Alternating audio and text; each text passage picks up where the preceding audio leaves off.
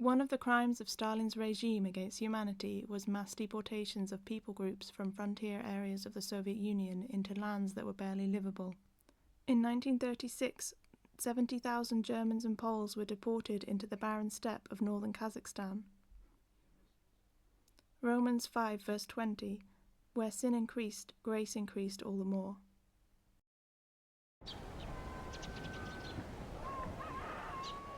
The Roman Catholic Archdiocese of the Holy Mary in Astana.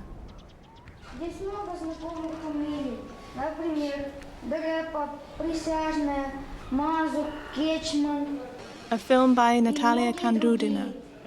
For example, Darapov, Pryazhny, Mazur, Kerchman, and many others. There are other family names that are no more in Azornoye, but the memory of them is still alive. 77 years have passed, but the village founded in 1936 is still alive and prosperous. Memories of Anna Ivanovna Savinskaya. The long and wearisome journey finished, we were left in the bare steppe.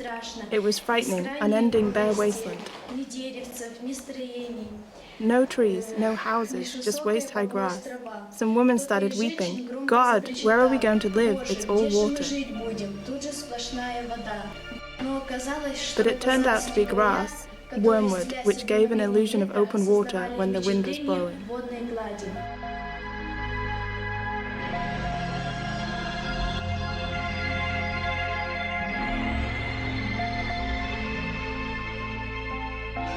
Lake.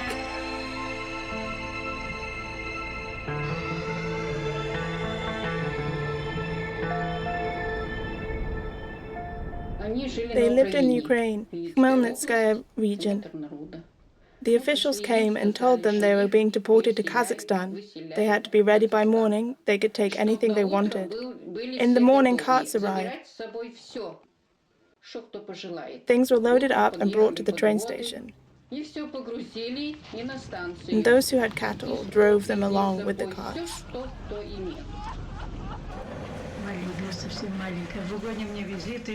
I was little back then, just a baby when my family was deported. My mother said, "It was easy with you." The older girls always helped out. They played with you when they weren't working. That train stopped along the way because the cattle had to graze somehow. My parents were Polish. I was 6 then. My father was Franz Sivakovsky, my mother Anna, Anastasia, Valia, Sofia, Stanislava, Cecilia, and Dominik, her brother, also came with us. It was migration, not deportation, because we were traveling with all our things. Some people got here first because they'd been brought on carts, and others drove the cattle and arrived later. My mother was from Kamenets-Podolska, and my father from Khmelnytskaya region. They were deported in 1936 from Ukraine. We were left here, right on the bare steppe, to live, build houses. But how could we build? There was no wood, no stone, just soil, water, and grass. Behind the village there were tents, and there were these pegs marking where we should build mud huts. The deported were placed in the tents. It was very crowded though, with 5 or 6 families in each tent. Over there, where there's that church now, there used to be pits. And in the pits, they made saman, bricks. That's why nobody lived there for a long time, before the church was built. They dug out a pit, and we had clay, straw in there. There was no machinery, no tractors, so the bulls walked around in harnesses, and inside the pit there was a plow or something making bricks. Because the people arrived in June and they had to build the huts before winter. Later the state helped. They brought wooden boards and doors. Something had to be done. By winter, 2 rows of the huts had been built. 3 or 4 families were housed in each one, on the floor. There wasn't even a floor, just earth. Just to have some shelter for the winter, all the people were moved into the huts. And you know, in each hut there was an old lady by herself. There's a woman living here who will tell you about it herself. She's been here since the 1950s, perhaps 1954. This wasn't one of the first huts, but 2 families lived here. Let's go and see. I'll go first.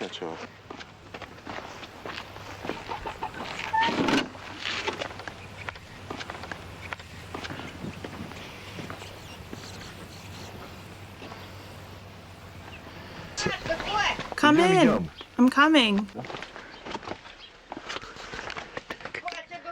Come into the house. Praise to Jesus Christ, for now and forever. Amen. So come in, please sit down. Here's some chairs here. Here, an old lady lived here. She wasn't my grandmother. She didn't have any children. So some of us came, we helped, we chopped wood, we washed. She was a really nice old lady. But when her health got worse, I moved in with her. We've already buried her, but her heart is still here. These old icons and crucifixes, everything here was brought from Ukraine when they were evicted here.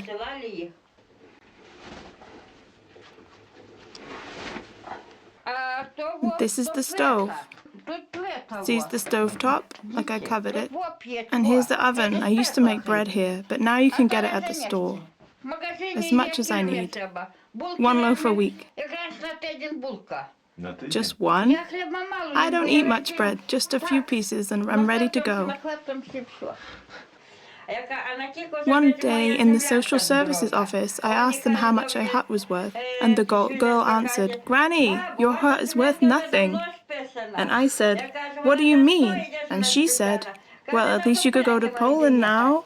Right, yeah, just go get a ticket.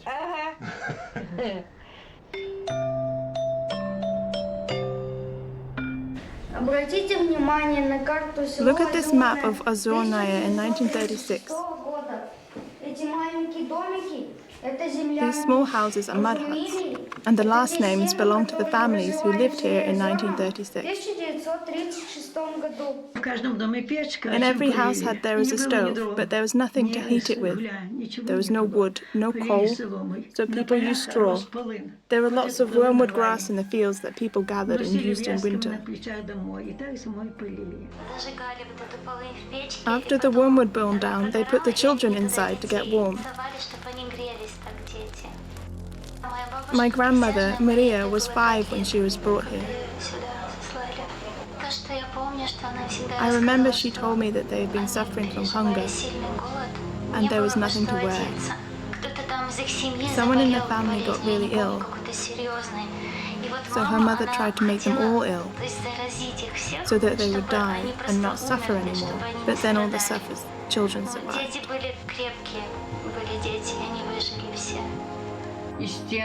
And the walls were so thin that they froze through because there was no heat. My grandmother froze to death overnight because she was lying next to the wall. My mother was left an orphan at the age of 13. So we went by the road and we gathered grass seeds and we ate them the whole day. There was no other food. Lots of people died. Many people got typhoid and other illnesses. You know, when there's poverty and famine, children died. Look, here's our cemetery. We call it District 1936. The graves start here.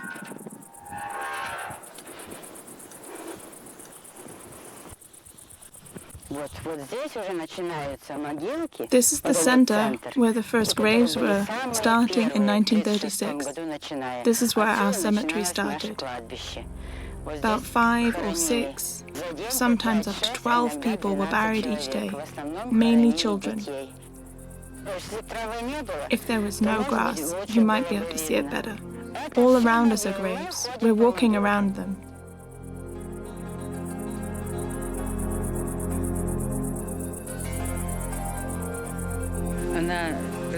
She got a cold, maybe meningitis, who knows?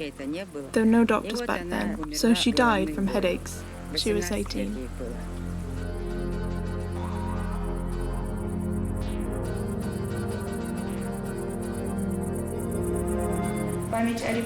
In remembrance of the repressions, a cross was erected with the following engraving: To God be glory, to the people thankfulness, to martyrs the kingdom of God, to the people of Kazakhstan gratitude, and to Kazakhstan prosperity. Everyone was forced to work. We worked during the day, and at night we gathered. The village was so big, so people gathered in 3 huts and prayed. It was not allowed, it was forbidden to pray.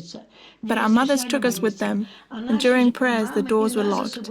The windows were covered with rags, so it would be impossible to see from outside that we were praying. The old ladies had brought religious books from Poland with them that we used. And blessed is the fruit of your womb, Jesus. Holy Mary, Mother of God, pray for us sinners now and in the hour of our death.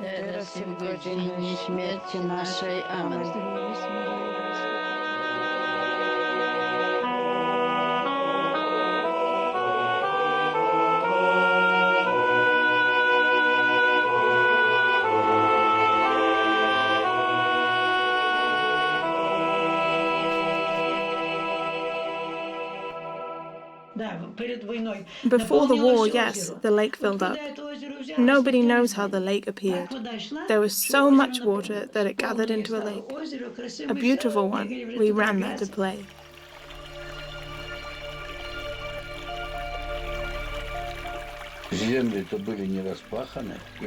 The ground was so hard, the water just went straight there into the lake.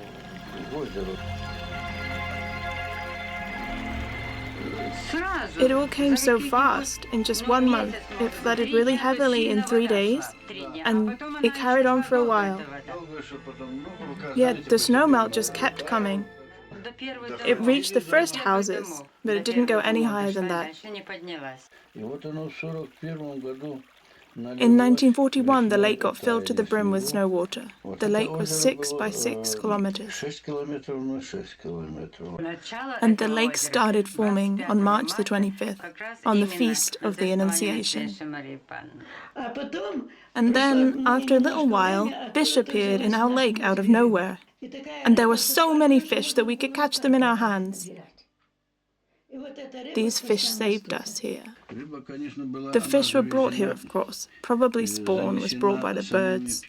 And the kolkhoz brought hatchlings and brought them to the lake after the war.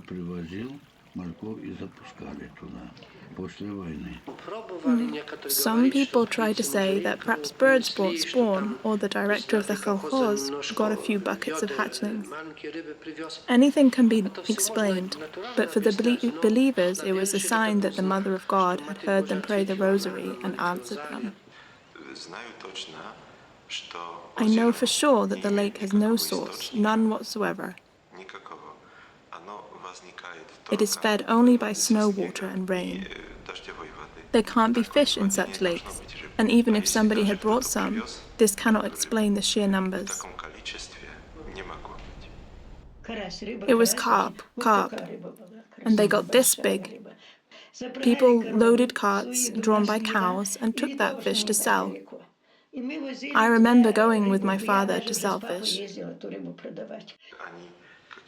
There's a priest in Poland who witnessed it, and he said they used to catch fish with buckets, and at home they made salted fish in barrels. Yeah, that's what we had. Dried fish, fried fish, salted fish. Everything was fish. There was so much fish that even light planes and trucks came here from other places for it.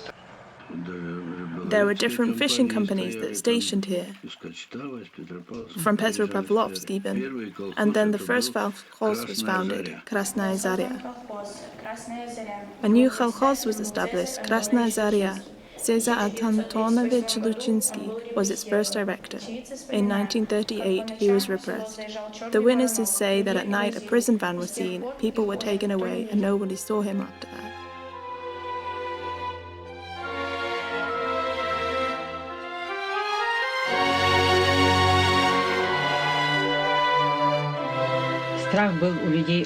People were really scared.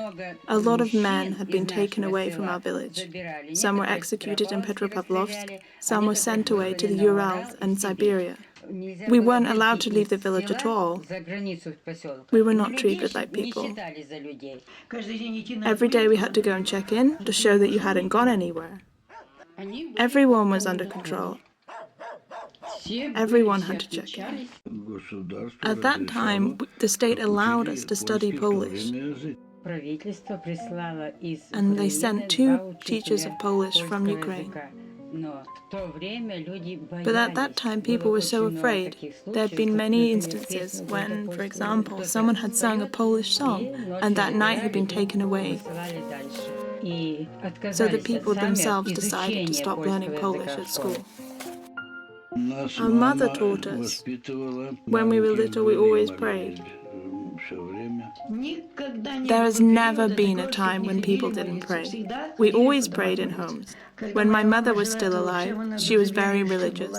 Even after a long day's work, she would go to a prayer meeting. People prayed the rosary. You can say it was the only prayer they prayed because there were no priests. People brought statues of Mary into exile with them, and in the houses where they prayed, they made an altar. We put ours on the stove because so many people gathered to pray. One day we went to a rosary prayer meeting, and at school the next day the director said, "Who was there?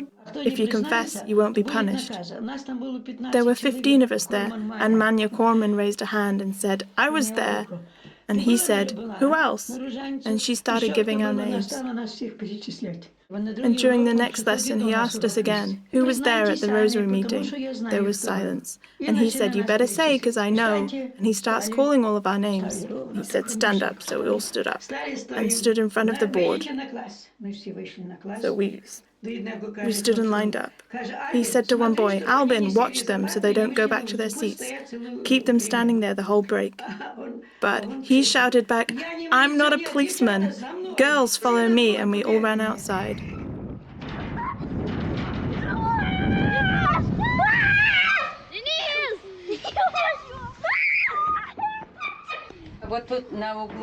There, we used to live over there, where they have a kindergarten now. It was such a nice warm day, and during a thunderstorm we all rushed back home. But after the rain stopped, we went back outside. And I went up to the crossroads to turn left, but my head turned right, and I saw an image of the Mother of God with the child in her hands. She was so beautiful, so bright. So I looked at her, and I ran to call the others. I called the girls to follow me, and they ran outside. And at that place there was a rainbow, huge and bright. Imanya asked me, "What did you want to show us?" And I said, "The rainbow, I suppose." And then the police started coming. First at night, people brought them to the village on horses and then took them back while it was still dark. And all the windows were shut so no one could see. But after that, they started coming more openly. The first priest that I remember came to Azornaya in 1955. It was Joseph Kuczynski. Before that, our grandmothers baptized us and taught us to pray. But now we could see a real priest.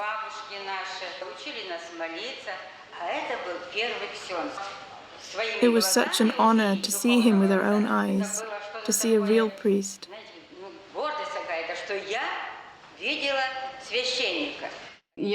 I was studying in the technical school when our grandmothers learned that there was a priest in Karaganda named Bukovinsky.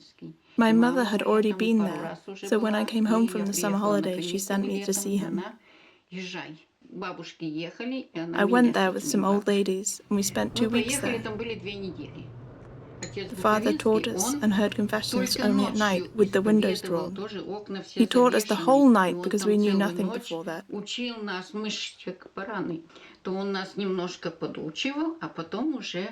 He taught us, and then we had our first communion and first confession. He had to sit a lot, his feet hurt, and he loved the young people so much. He would hug us all, as many as he could reach, and he died 2 years later. So we chose a place to build a church, there on the elevated ground, and we laid the foundation. It's possible that we didn't build it all correctly. It was so big. The construction of the church in Ozyornaya was started by the local people. It was 1990 March on St. Joseph's Day, and we received permission from Moscow. We started building the church with the help of the Kolkhoz. The people started digging trenches. Then Father Pavel Lenga arrived. He suggested enlarging the foundation so that the church could hold all the people. He sanctified the territory and said to make the foundation deeper, make it stronger. My mother signed a petition to get us a priest to come from Poland. I remember I didn't understand it back then. But after that, Father Tomasz came. In 1989, 2 letters arrived from Poland from the laity in Kazakhstan, in which they asked for a priest. So I came. The church was already in construction, so I joined in. Even the priest, he would change his clothes, carry bricks, stones. One day, I was carrying 2 buckets of cement, and I was bouncing along the boards, and Father Tomasz came to me and said, "Pani Luba, be careful. What if the board snaps and you fall down and die?" And I said, "Well, there's a priest now to lay me to rest." And he said, "If you break your neck in the evenings, your sons will break mine." At first, there was no architect. We just found a location, and the head of the village council said, "We're going to build it here." We made the cement ourselves, everything by hand, all of it. Nobody was paid for their work. The people helped freely with what they could. We climbed high up just to help with construction. We just got up in the morning, had enough time to milk the cow, take it to the field, and then straight to the construction site we went. The head of the village council was from a Catholic family, but he was a communist, because you know what kind of time it was then. He was Myacheslav Ivanovich Zgrubovsky. He helped the women build the church. He told the old ladies where to go, whom to ask, and he chose the location. On weekdays he couldn't come because of work, but on Saturdays he would always help. I was 8 then, still very little, but I remember well how all the people came and helped, even by carrying 1 small brick, so the church would be finished faster. At that time, about 700 people lived in Ozyornaya. It was still the Soviet Union. The Kolkhoz was still working, but there were not enough workers. Back then nobody thought it would soon be no more, but the people could feel freedom. The church was being built. When I came here, the church was built up to the windows. We wrote for a priest, and he came. He started serving here. First he stayed at my mother's house, then he found another place. The architect who designed the church, Viktor Ivanitsky, had never seen a church, maybe only photos. And the altar walls, the ones that had been finished to the window level, the architect took that and finished the project. Then the architect got baptized in this church and received the other sacraments. He also got married here. God helped us, and we built the church.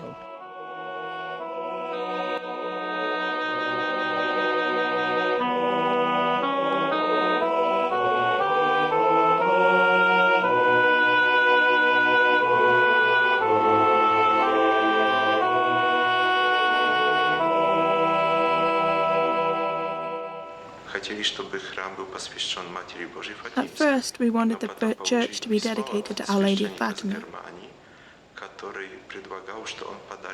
But then we got a letter from a priest in Germany who offered to give us a statue of the Mother of God, but with a request to dedicate the church to the Queen of Peace. So the statue of Mary, the Queen of Peace, came to Ozyornaya. It was brought from Germany by plane. I think nobody had heard of Medjugorje back then. Only after the church was built, our dean went on a pilgrimage to Medjugorje and noticed the similarity.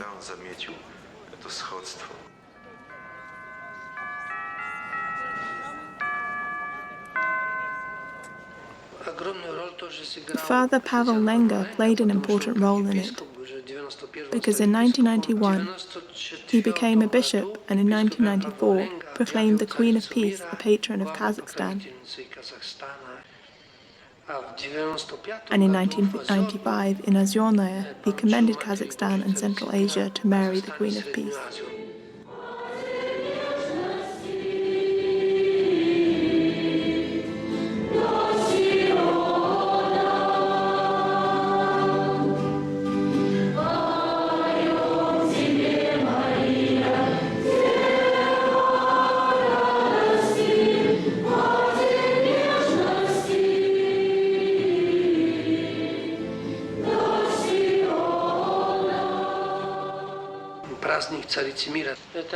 The idea to have Feast of Mary, the Queen of Peace, came from the Beatitudes community in 1999, and we also began having annual youth festivals. The community started it, but now it's the diocese that runs it, and Ozyornaya always welcomes us and hosts the event.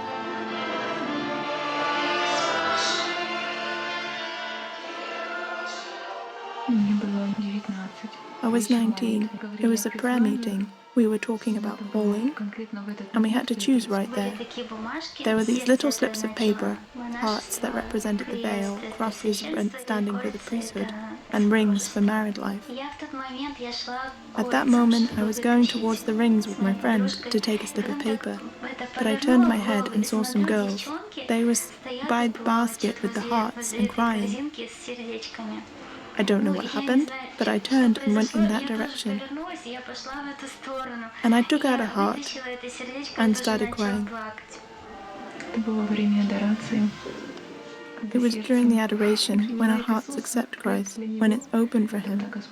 It's when I heard the Lord so plainly, and I answered, Lord, I say yes to you only for a day, because I don't know what comes next.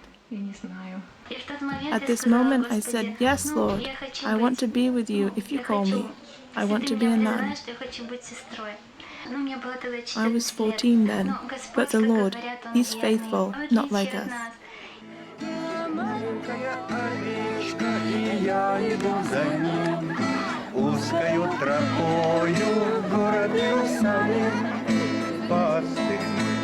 I'm a little lamb and I'm following Him by a narrow path to Jerusalem.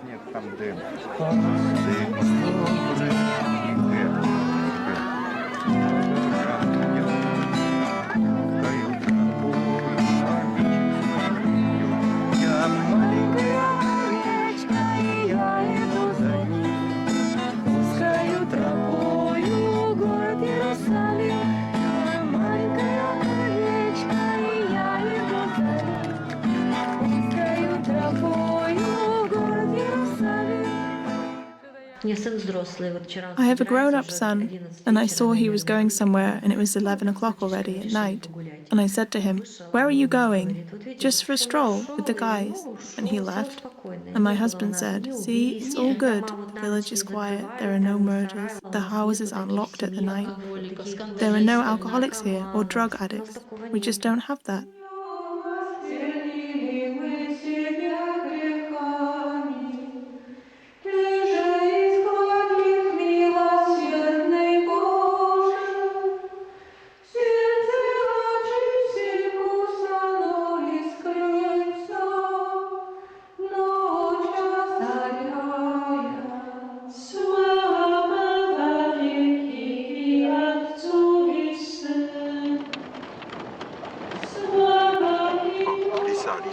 A fox, look!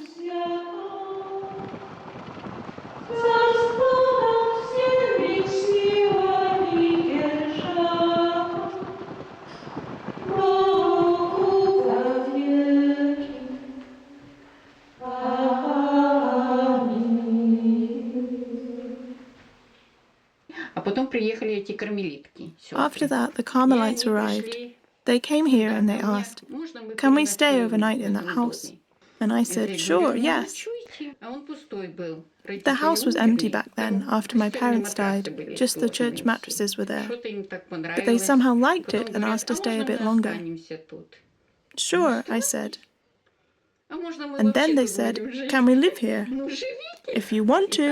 So they stayed, and later I donated the house to the parish. At first, the sisters lived in a house that one of the parishioners donated, and now this year we moved into our own convent. We have 2.5 hectares. This is very important for our secluded life and for our health, of course. We spend a lot of time praying, about 8 hours a day, praying on our knees.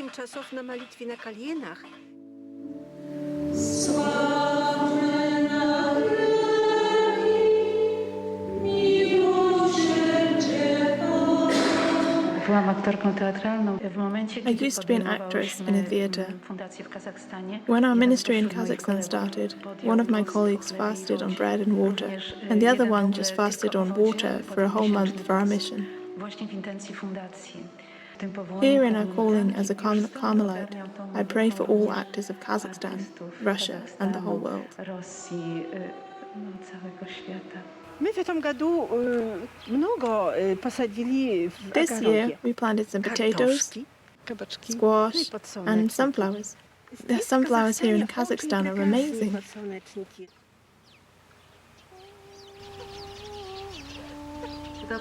We've always had this desire of love, of such a love that never fails. And I've made a lot of mistakes while searching for this love. It's impossible to love out of your own effort. Only God can do that. Love that is crucified has solved all of our problems and showed me the meaning of life. In Ozyornaya, every well has salt water. But it's such a miracle that the best water is on our property. The Mother of God did this miracle for us.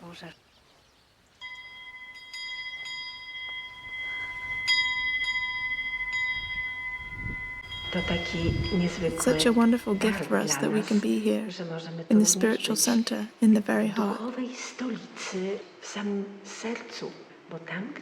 Because where Mary is, her heart is there also.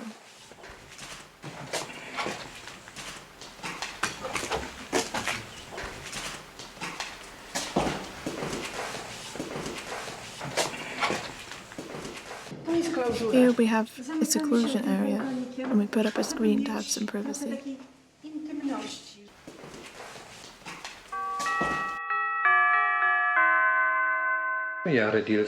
I was born in Switzerland, and at the age of 7, I already knew that I wanted to be a priest. Someone donated a house for the Fathers Benedictines. They came here, looked around. We were very pleased that we had prepared everything so well. But they asked us, how are we going to live here? It's almost impossible. Of course, now I'm used to it, but there's almost 8 months of winter. You heat the stove day and night, and sometimes it's a question why.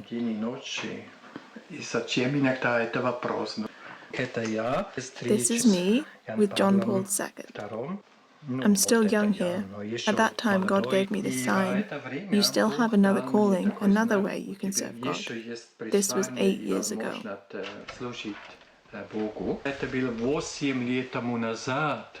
And now I'm here in Kazakhstan. It's a great surprise for me that I'm here.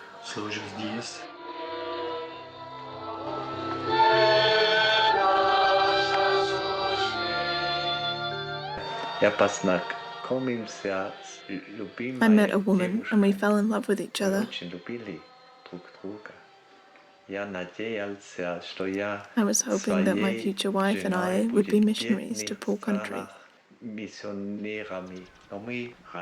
But then we broke up after 2 years of friendship.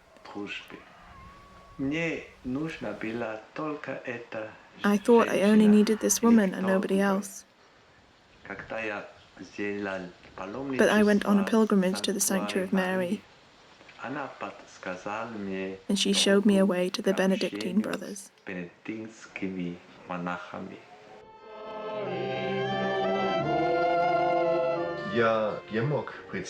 I couldn't imagine that I would be a monk. If someone had suggested that to me, I would have told him he was crazy. But now I live in this village, and I'm happy in this monastery. Поступи с рабом твоим по милости твоей, и уставам твоим научи меня. Хоть разбросаны мы по всей земле, но один огонь горит в сердцах. Твоя милость. I used to come here to the retreats in Ozornaya that the sisters organized. When I finished high school, I told my parents I wanted to become a nun, but they were totally against it. I was 16 then, I worked a bit, and this sister here likes to stress that I had a boyfriend back then. The Lord allows us to have experience of everything, but He looks over us. My boyfriend agreed that he would go through the preparation for baptism, but then it happened so that we broke up. I mentioned going to the convent again, and my mother was totally against it. No convents.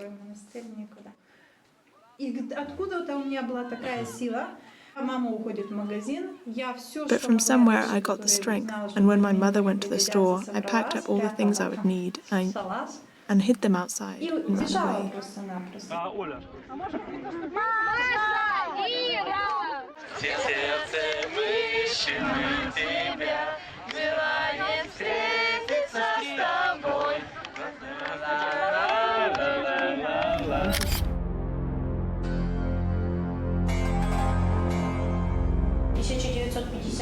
In 1956, the state control was lessened. After that, the kolkhoz was renamed Avant-Garde. Its director was Bronislav Antonievich Zvelinsky. Under his leadership, the kolkhoz became one of the best in producing grain, milk, and meat. In the 60s and 70s, a post office, a kindergarten, machinery stations, and a boarding school were opened. This was the boarding school. And the people have done most of the damage to it themselves. When I was a child, there was a club here. They had dances, they showed movies, they had concerts here too, and people came and performed. There was a field brigade with about 60 combine harvesters, even more tractors, and various machinery. But now it's empty, nothing's here. There used to be silos, various storage facilities, hog raising farms, dairy farms. Perestroika destroyed it all. The Soviet Union collapsed and we all collapsed with it. Kazakhstan became an independent state when the kolkhoz lost their funding from Moscow. People had to learn to live a new life, but they weren't ready. They hadn't been expecting this. There was no electricity. Pensioners didn't receive money for almost 2 years. They survived thanks only to their gardens. The lake dried out and there was no fish anymore. This grass that you see used to be the lake. There was water right here till this shoreline. Practically everything you see was the lake.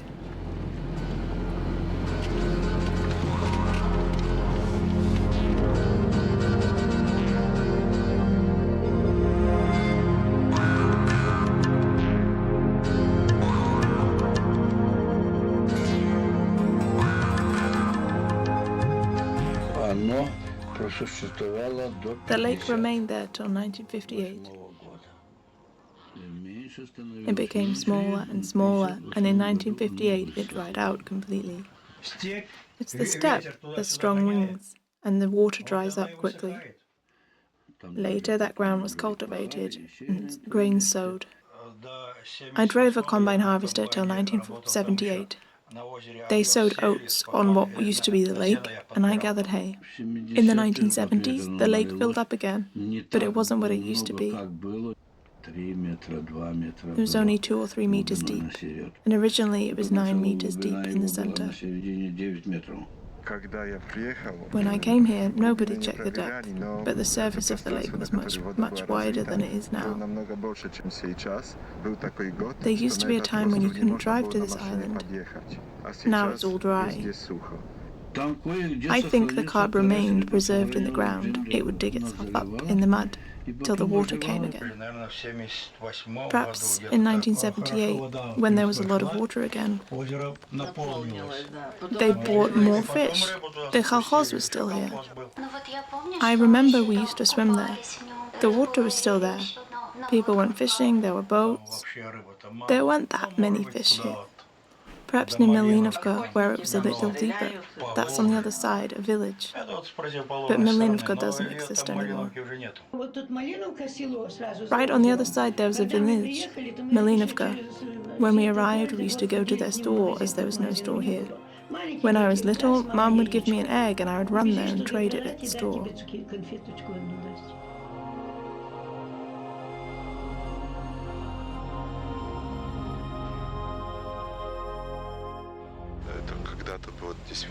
It used to be a big and prosperous village. It was different because the people that lived there moved voluntarily, but in the other villages only deported families lived. But in 1996 the last villagers left Malinovka.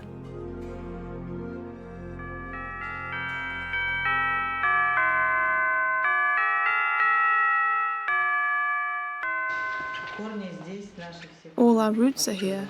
My parents are here. My husband is my neighbor. She has 3 children. She's a clever woman. 2 of them studying in Petropavlovsk. 1 is still in school in the 6th grade. The village was stable. The village had been stable till about 2 years ago, I think.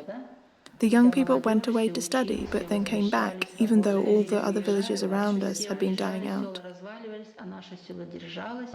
The neighboring villages, Chernigovka, Glubovskoye, Krasnaya Polyana, were disappearing. Our village has been holding out to the last. But what can you do now?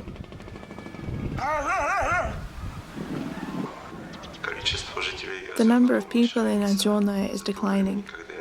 Since I started working there, it's about 150 people left. People are leaving because there are no roads.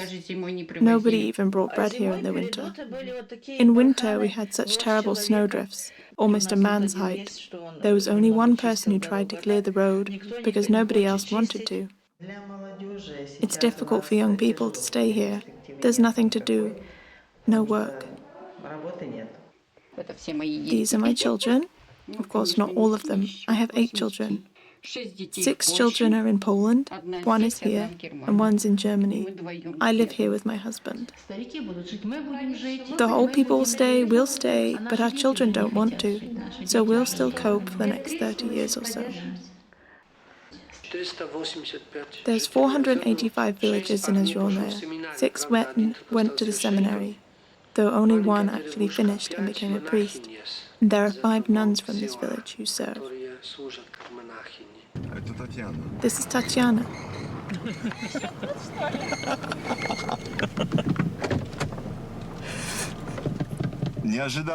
Didn't you expect us? We've come to visit you. I grew up in Ozyornoye, right in this house. In my childhood, I had a wish to become just like the sisters.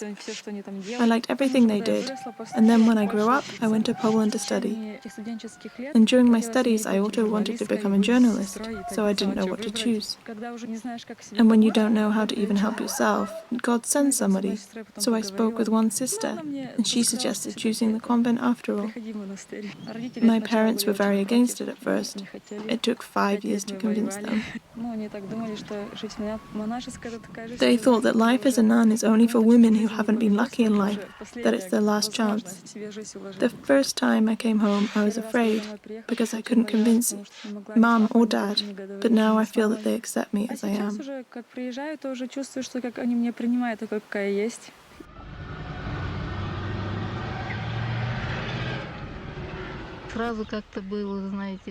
It was very unusual and strange.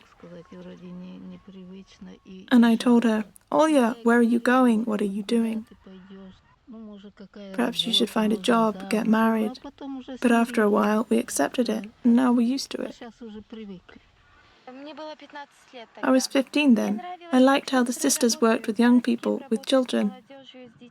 And then during a prayer time, I heard something inside my soul. It's hard to explain. That I do want to be like them. The voice inside me was saying, I want you to be mine. It was a huge struggle, but it was very difficult for me to fight this desire. Then I talked with Jesus.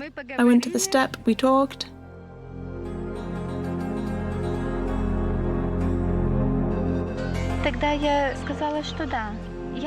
There I said yes.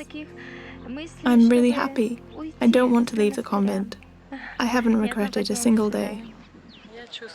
I feel that she's happy, that it's her calling. She's already found her way, and I have to accept this. It was my second birth when I came to Озерное. There's something special here. I used to live here, and now when I visit Озерное, I feel at peace. My soul rests here. I don't know what God has prepared for this place yet. Indeed, perhaps it could be a spiritual center. So soon it will be that only nuns and monks will live here. The old-timers, the old people, they said there used to be a lake here a long time ago, before us, but it dried out. The Kazakhs, the old Kazakhs here, say that this lake comes and goes. It's there for 20 years, and then it disappears for the next 20. The lake used to be here even before that. That's why this place is called Sosiko. Kol means lake. In the literature, this lake is called Sosiko. At this time, the people needed the fish, the lake, but now they have bread on the table, they have food, so the lake has disappeared. In none of the other villages was there such faith like us. Nobody prayed like we did in Озерное. We didn't know it back then, but now we do. When we meet with the old-timers from the other villages, nowhere did they pray like us. It was the Mother of God, and she blessed us with these fish. She had mercy on us.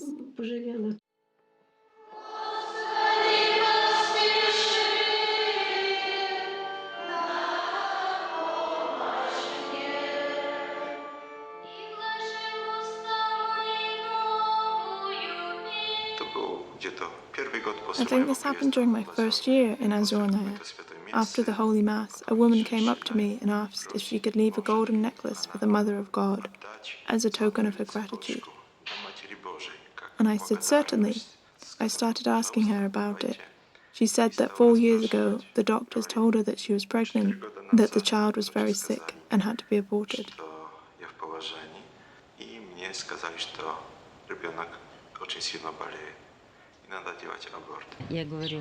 And I asked her, Olya, what's the matter? And she said, I'm pregnant. And I said, and so that's great.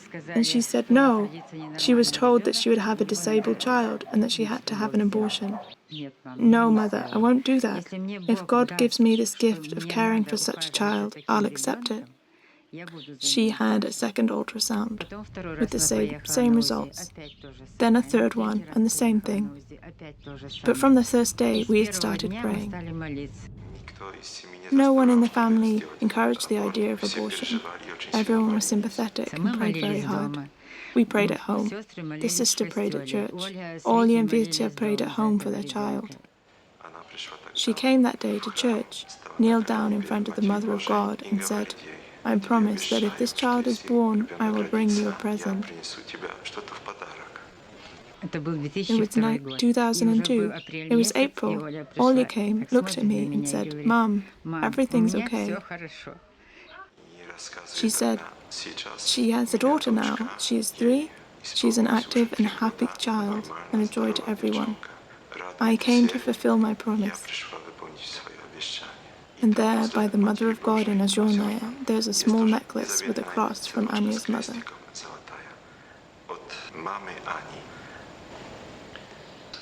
Cardinal Joseph Klemp, the Primus of Poland, said, the Mother of God has chosen Fatima, Lourdes, Częstochowna, Guadalupe, and in the same way she has chosen Озерное. Then a year later, during his visit to Astana, after a Mass, John Paul II also said, and now I'm going to your national sanctuary where you worship the Queen of Peace. Nobody had ever called it a national sanctuary. This means there were 2 prophecies. There were no visitations of the Mother of God in Озерное, but this is the power of prayer. The fact is that after the deportation, the people didn't live in hate, their hearts didn't harden during times of persecution. They prayed, and they didn't lose their human dignity, or their faith or hope. It seemed that everything was going downhill, and people are leaving because there is no work. But God has a million ways to raise this village back and to establish a sanctuary. But how He's going to do that is not known. It's a trial of our faith. But I'm not worried. It's all in God's hands. At 8 in the morning, we begin adoration, an hour before Mass, and then after Mass we set out the Holy Sacraments and continue adoration. We finish in the evening at 6. Someone came from Poland and asked us, "Are there any miracles happening now?" And I said, yes. It's a miracle that we have constant prayer, constant adoration. They've had adoration there daily for 18 years. We started to build a chapel for the Star of Kazakhstan altar. Because there are 12 stars in the crown of the Queen of Peace, the Delapace community decided to establish 12 chapels on each continent, specifically to pray for peace. The first chapel is in Jerusalem, a holy place for everybody, no question. The second is Ozornoye. The chapel is called the Star of Kazakhstan. Алтарь называется «Звезда Казахстана».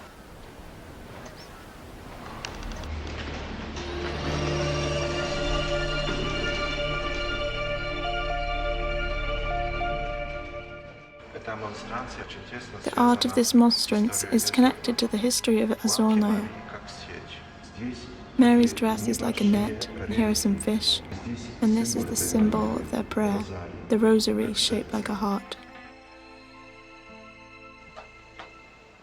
Hail Mary, full of grace, the Lord is with you. Blessed are you among women, and blessed is the fruit of your womb, Jesus.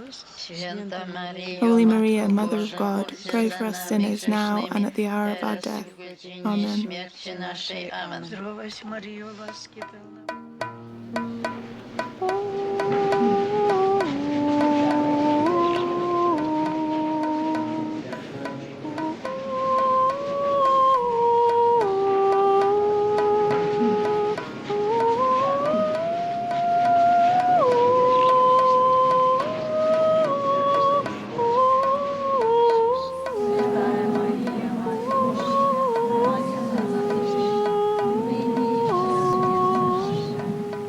Радуйся, Мария, благодати полна, Господь с тобою, благословенна ты между женами, благословен плод чрева твоего, Иисус.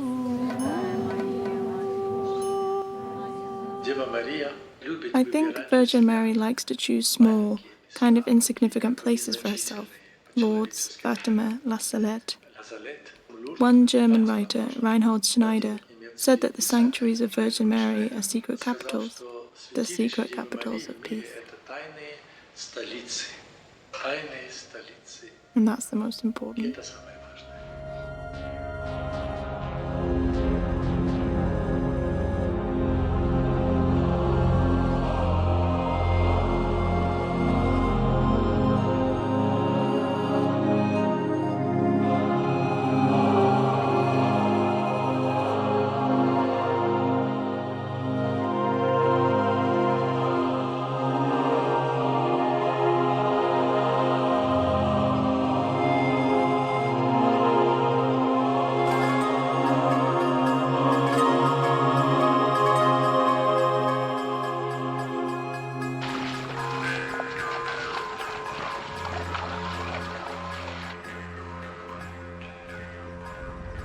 Producer, priest Lucien Patsulin.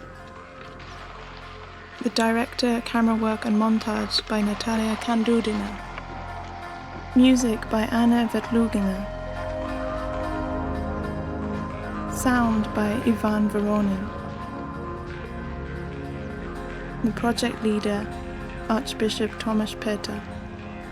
Translator Olga Sukhareva, and English text read by Elizabeth Banks.